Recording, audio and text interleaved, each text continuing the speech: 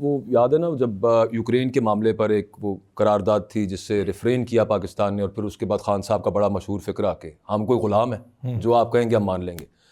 پتہ نہیں مجھے یوں محسوس ہوتا ہے جیسے یہاں پہ بھی انٹرنیشنل پریشر تو بہت ہے، اور جس طرح سے رچرڈ گرینل جامی صاحب کے جو دوست ہیں وہ جو کام جس طرح سے انہوں نے چک کے رکھا ہوا ہے وہ اپنی جگہ پہ ہے. بٹ یورپی یونین اور پھر اگین یہ دیکھنا کہ ہماری ایکسپورٹس کی تقریباً جگولر وین ہے GSP+ اسٹیٹس، ہم اس کو نظر انداز کر رہے ہیں. تو کیا پس پردہ کچھ چل رہا ہے، یا ان کو یہ لگ رہا ہے کہ یہ صرف پریس ریلیزوں تک یا ٹویٹوں تک معاملہ ہے، آگے کچھ نہیں ہونا؟ ایک تو اس میں بنیادی بات سمجھنے کی ہے کہ یہ جو معاملہ ہے یعنی سزائیں ملنے کا، یعنی پہلے 25 کو ملی اور پھر 60 کو ملی، اور اس میں حسان نیازی اور عباد فاروق جیسے لوگ بھی شامل ہیں جی. تو کیا یہاں پر ہمارا اس وقت کا رائج الوقت قانونی نظام کنکلوڈ ہو چکا ہے؟ نہیں ہوا.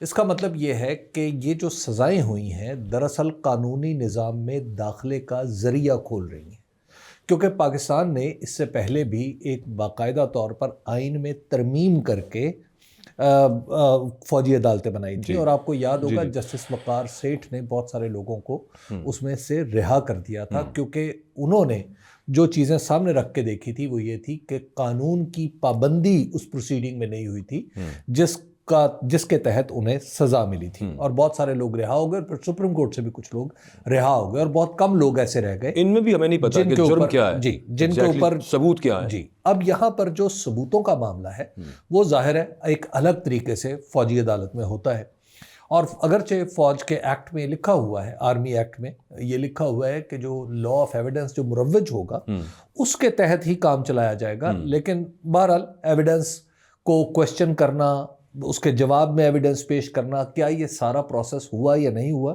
اس بارے میں ہم کچھ نہیں جانتے انلیس کہ وہ لوگ جن کے خلاف یہ مقدموں کا فیصلہ ہوا ہے وہ جب عدالتوں میں آئیں گے. بالکل. اور یہاں سے آپ یوں سمجھیے کہ جو 9 مئی والے معاملات ہیں وہ اب ایک دفعہ پھر عدالتی پروسیس میں آ جائیں گے، سول عدالتی پروسیس میں آ جائیں گے، اگرچہ ہائر جوڈیشری میں آئیں گے، لیکن بہرحال اب آپ کو سول معاملات سامنے دیکھنے، سول میں یہ معاملہ چیزیں کھلیں گی، دکھائی دے گا، تو چیزیں کھلیں گی.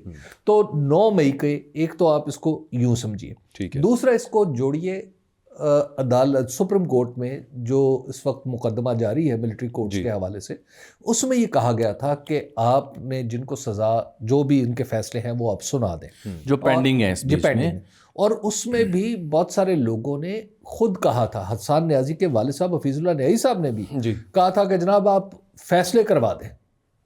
یاد ہے نا آپ کو؟ اس وقت ان کی درخواست نہیں مانی گئی تھی لیکن بعد میں وہ مان لی گئی. تو ان کا جی اب فیصلے کروا دیں تاکہ ہم اگلے پروسیس میں آ جائیں. تو کیونکہ سب کو پتا ہے کہ یہ جو احتجاج تھا اس کی نیچر سیاسی تھی، اور ظاہر ہے جب عدالتوں میں یہ معاملات آئیں گے تو یہ اس کی احتجاج کی نیچر کے حوالے سے بھی بات ہوگی کہ کیا ایک سیاسی احتجاج کے اوپر یہ کام ہو سکتا ہے یا نہیں ہو سکتا. یہ ایک قانونی نکتہ ہے جو عدالت نے بھی ڈیسائیڈ کرنا ہے. اور اسی وجہ سے یہ جو سزائیں ہوئی ہیں، یہ بات یورپی یونین کو بھی پتہ ہے کہ یہ معاملہ یہاں سے ابھی آگے چلے گا، اس لیے پریس ریلیز ہے، اور اس لیے ابھی تک پریس ریلیز تک ہی محدود رہنے کا یعنی مجھے اندازہ ہے کہ ابھی بات آگے نہیں بڑھے گی.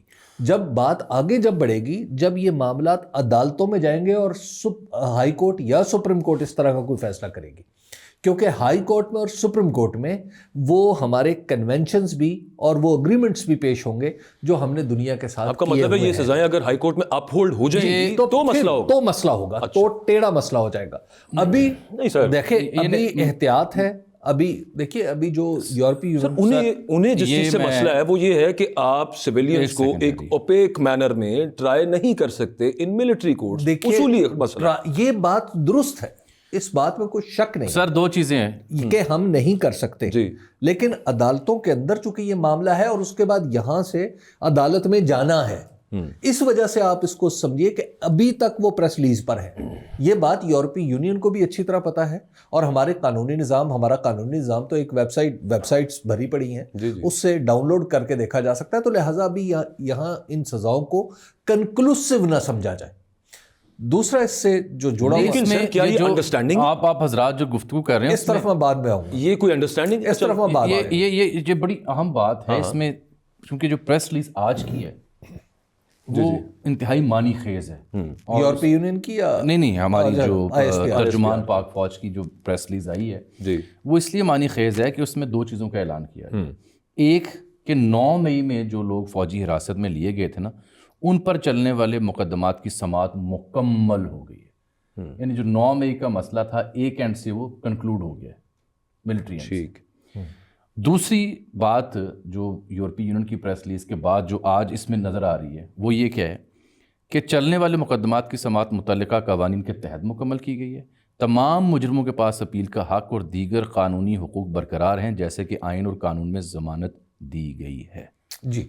अब आप जरा पहली प्रेस रिलीज का और इस प्रेस रिलीज का मिजाज का फर्क यूरोपीय निकालें। यूनियन का और ISPR का कह रहे हैं आप? नहीं, आप उसमें जरा देखिए जो पहली प्रेस अच्छा, रिलीज जो ISPR वो थोड़ी और तरह रिलीज की थी, वो और तरह वो उसमें कुछ रज ज्यादा थे जी। उसकी जबान गैर मोहतात थी जी। जिसने बहुत सारी गलत फहमियां पैदा की।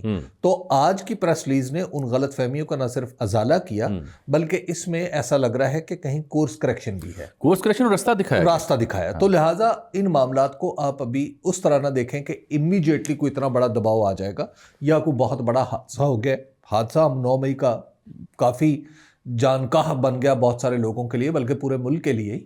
तो इस अभी हादसे में सर मैं क्या समझूं? जो कंक्लूजन है ना, कम से कम मिलिट्री एंड से हो गया है।